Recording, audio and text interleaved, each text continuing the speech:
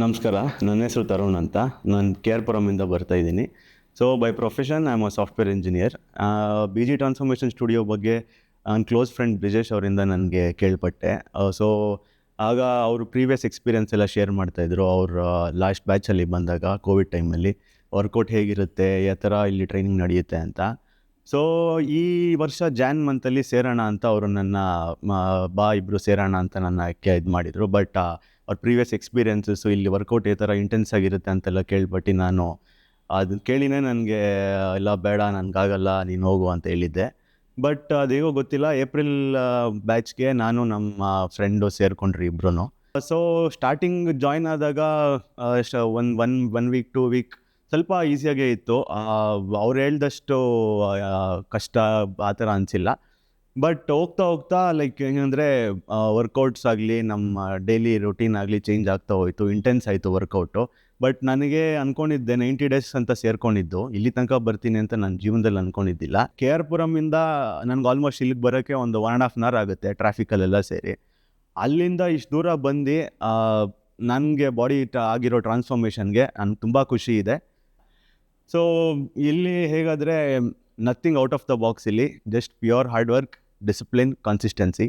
ಆಮೇಲೆ ಯಾವುದೇ ಥರ ಆಗಲಿ, ಈಗ ತುಂಬ ಜನ ನನಗೆ ಇಲ್ಲಿ ಸೇರ್ಕೊಂಡಿದ್ದೀನಿ ಅಂತ ಹೇಳಿದಾಗ ನನ್ನ ಫ್ರೆಂಡ್ಸೇ ತುಂಬ ಜನ ಏನಾದರೂ ಎಕ್ಸ್ಟ್ರಾ ಇದು ಕೊಡ್ತಾರೆ, ಸ್ಟೆರಾಯ್ಡ್ಸ್ ಕೊಡ್ತಾರೆ, ಗ್ರೋತ್ ಹಾರ್ಮೋನ್ ಕೊಡ್ತಾರೆ ಅಂತೆಲ್ಲ. ಎಂಡಿಂಗಲ್ಲಿ ನಿಮಗೆ ಸೆಷನ್ ಮುಗಿತಾ ನಿಮ್ಗೆ ಎಂಡಿಂಗಲ್ಲಿ ಅದೆಲ್ಲ ಕೊಡ್ತಾರೆ. ಆಗ್ಲೇ 3 ಮಂತ್ಸ್ಗೆ ಹೆಂಗೆ ಬಂದುಬಿಡುತ್ತೆ ಬಾಡಿ, ಕಟ್ಸ್ ಬರಬೇಕಂದ್ರೆ ಗ್ರೋತ್ ಹಾರ್ಮೋನ್ ಯೂಸ್ ಮಾಡ್ತಾರೆ ಅದೆಲ್ಲ ಹೇಳಿದರು.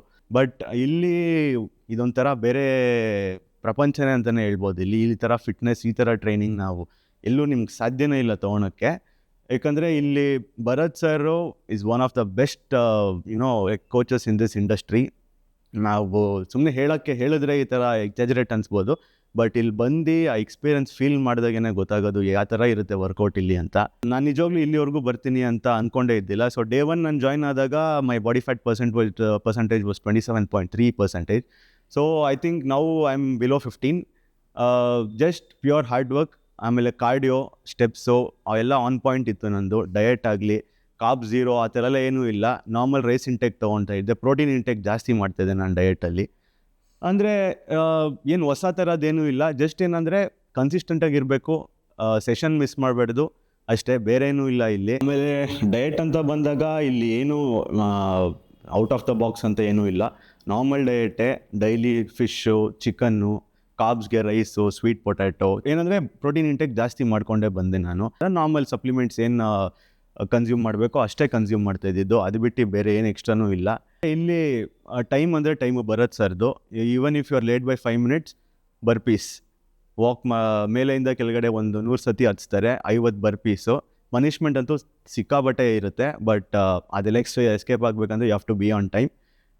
ಟೈಮಿಂಗ್ಸ್ ಆಗಲಿ, ನಮ್ಮ ಟ್ರೈನಿಂಗ್ದು ಸ್ಟ್ಯಾಂಡರ್ಡ್ಸ್ ಆಗಲಿ, no compromise in that with Bharat sir. ತುಂಬಾ ಕಷ್ಟ ಈ ಥರ ಇಂಡಸ್ಟ್ರಿಯಲ್ಲಿ ಇಷ್ಟು ಸ್ಟ್ರಿಕ್ಟಾಗಿ ಟ್ರೈನ್ ಮಾಡೋರು.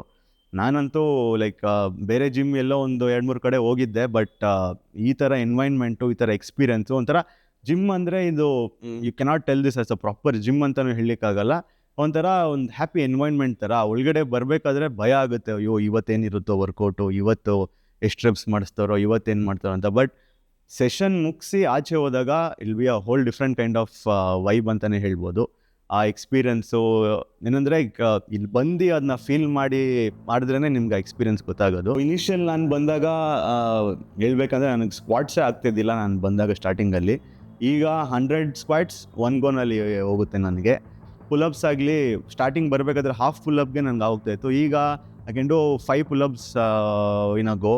ಆಮೇಲೆ ವೆಯ್ಟ್ಸ್ ನೋಡಿದ್ರೆ ಸ್ಟಾರ್ಟಿಂಗ್ ವೆಯ್ಟ್ ನನಗೆ ಚೆಸ್ಟ್ ಪ್ರೆಸ್ ಆಗಲಿ, ಬೇರೆ ಏನೇನಾದರೂ ಶೋಲ್ಡರ್ ಪ್ರೆಸ್ ಆಗಲಿ 5 kg ತುಂಬ ಕಷ್ಟ ಆಗ್ತಾಯಿತ್ತು. ಚೆಸ್ಟ್ ಪ್ರೆಸ್ಸಿಗೆ ನನಗೆ ಅಪ್ ಟು 20-30 kg ಹೋಗುತ್ತೆ dumbbell chest press. Barbell 40 kg ಹೋಗುತ್ತೆ. ಸೊ ಆ ಥರ ಸ್ಟ್ರೆಂತ್ ವೈಸ್ ನೋಡಿದ್ರೆ ತುಂಬಾ ಇಂಪ್ರೂವ್ ಆಗಿದೆ.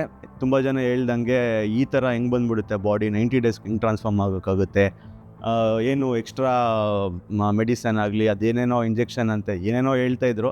ಬಟ್ ನಾನು ಯಾವುದಕ್ಕೂ ತಲೆ ಕೆಡಿಸ್ಕೊಂಡಿಲ್ಲ. ಆಯಿತು ನೋಡೋಣ, ಬರೋಣ, ನಮ್ಮ ಹಾರ್ಡ್ ವರ್ಕ್ ಏನಿದೆ ಅಂತ ಹಾಕಿ ಮಾಡೋಣ ಅಂತ ಬಂದೆ. ಭರತ್ ಸರ್ ಟ್ರೈನಿಂಗು, ಆಮೇಲೆ ದಿಶಾ ಮ್ಯಾಮ್ ಅವರ ಗೈಡೆನ್ಸು ಎರಡೂ ಕಂಬೈನ್ ಆಗಿ ಎಲ್ಲ ಇದಾಗಿ ನಾನು ಇಲ್ಲಿವರೆಗೂ ಬಂದಿದ್ದೀನಿ.